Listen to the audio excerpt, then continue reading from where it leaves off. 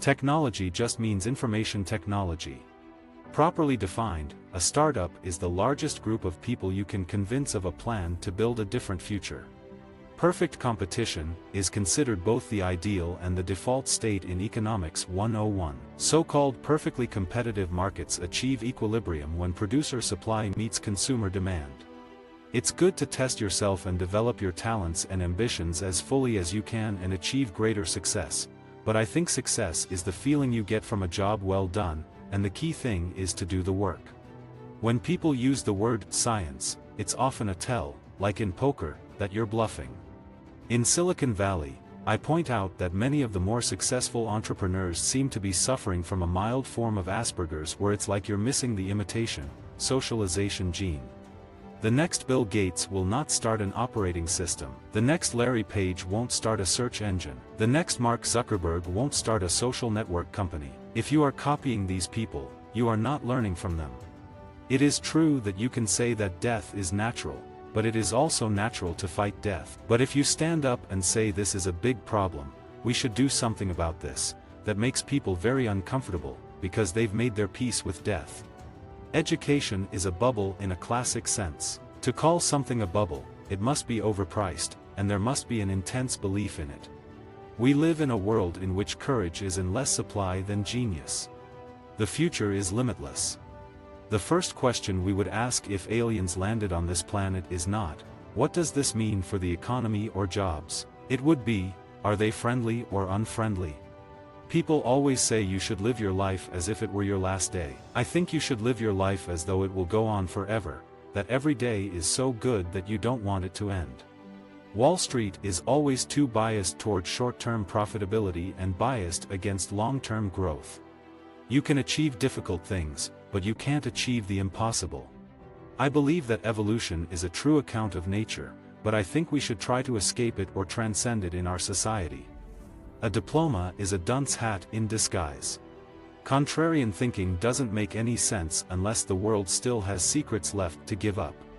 Spiraling demand for resources of which our world contains a finite supply is the great long-term threat posed by globalization. That is why we need new technology to relieve it. How to teach people to do what hasn't been done is a great riddle. Most of big data is a fraud because it is really dumb data. An entrepreneur must deal with more uncertainty than a professional with a well-defined role. Americans mythologize competition and credit it with saving us from socialist breadlines. Actually, capitalism and competition are opposites. Capitalism is premised on the accumulation of capital, but under perfect competition, all profits get competed away. I spend an awful lot of time just thinking about what is going on in the world and talking to people about that. It's probably one of my default social activities, just getting dinners with friends. Unsolved problems are where you'll find opportunity. Energy is one sector with extremely urgent unsolved problems. I would consider myself a rather staunch libertarian. I think people in Europe are generally pessimistic about the future. They have low expectations, they're not working hard to change things. When you're a slacker with a pessimistic view of the future, you're likely to meet those expectations. There's absolutely no bubble in technology. People don't want to believe that technology is broken. Pharmaceuticals, robotics, artificial intelligence, nanotechnology, all these areas where the progress has been a lot more limited than people think. And the question is why? Every time you write an email, it is in the public domain. There are all these ways where security is not as good as people believe. Investors are always biased to invest in things they themselves understand. So venture capitalists like Uber because they like driving in black town cars. They don't like Airbnb because they like staying in 5-star hotels, not sleeping on people's couches. From my perspective, I think the question of how we build a better future is an extremely important overarching question, and I think it's become obscured from us because we no longer think it's possible to have a meaningful conversation about the future.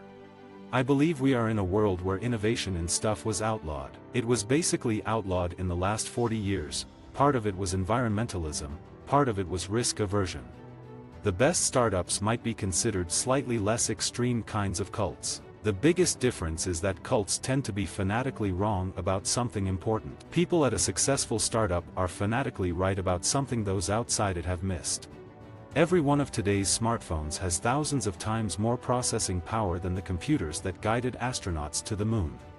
If I had known how hard it would be to do something new, particularly in the payments industry, I would never have started PayPal. That's why nobody with long experience in banking had done it. You needed to be naive enough to think that new things could be done. Monopolies are bad and deserve their reputation when things are static and the monopolies function as toll collectors, but I think they're quite positive when they're dynamic and do something new. Men and machines are good at different things. People form plans and make decisions in complicated situations. We are less good at making sense of enormous amounts of data. Computers are exactly the opposite. They excel at efficient data processing but struggle to make basic judgments that would be simple for any human. In the 30s, the Keynesian stuff worked, at least in the sense that you could print money without inflation because there was all this productivity growth happening. That's not going to work today. I think competition can make people stronger at whatever it is they're competing on. If we're competing in some athletic event for competitive swimmers, really intensely competing, it's likely that both of us will become better, but it's also quite possible we'll lose sight of what's truly valuable. We protect monopolies with copyright.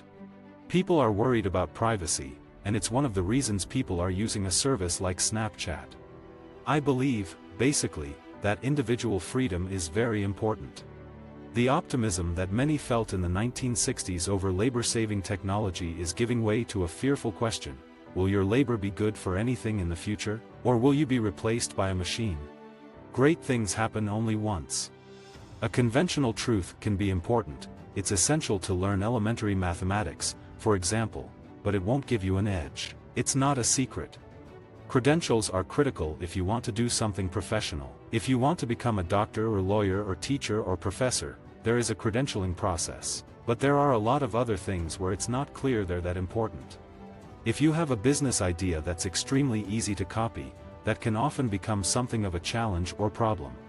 When I moved to Cleveland, defense research was laying the foundations for the internet. The Apollo program was just about to put a man on the moon, and it was Neil Armstrong, from right here in Ohio. The future felt limitless. But today, our government is broken.